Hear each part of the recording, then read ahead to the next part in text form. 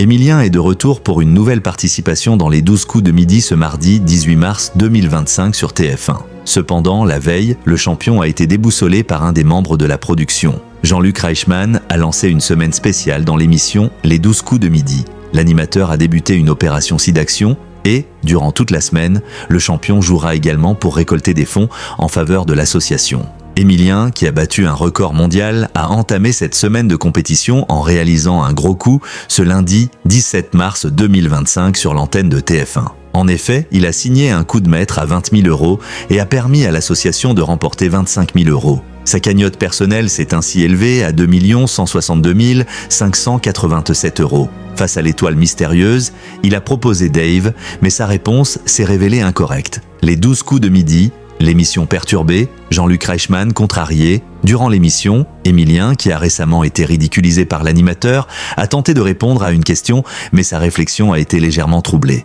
En effet, alors que le maître de midi réfléchissait, Maboul s'affairait à démonter le décor hivernal de l'émission, puisque le plateau changeait d'ambiance dès ce mardi 18 mars 2025. Emilien a donc été perturbé par cet incident en direct, tout comme Z, la voix off de Les 12 coups de midi. Tout au long de l'émission, Maboul a poursuivi le démontage allant jusqu'à reculer la voiture de l'étoile au cadeau. Jean-Luc Reichmann s'est alors affolé, craignant que les écrans situés autour du plateau ne soient endommagés. Il a failli péter le décor, s'est-il exclamé dans les dernières minutes du programme. L'acolyte de Jean-Luc Reichmann a même subtilisé la table sur laquelle Emilien pose habituellement son trophée, qu'il détient depuis 536 jours. Les 12 coups de midi démarrent la semaine en tête.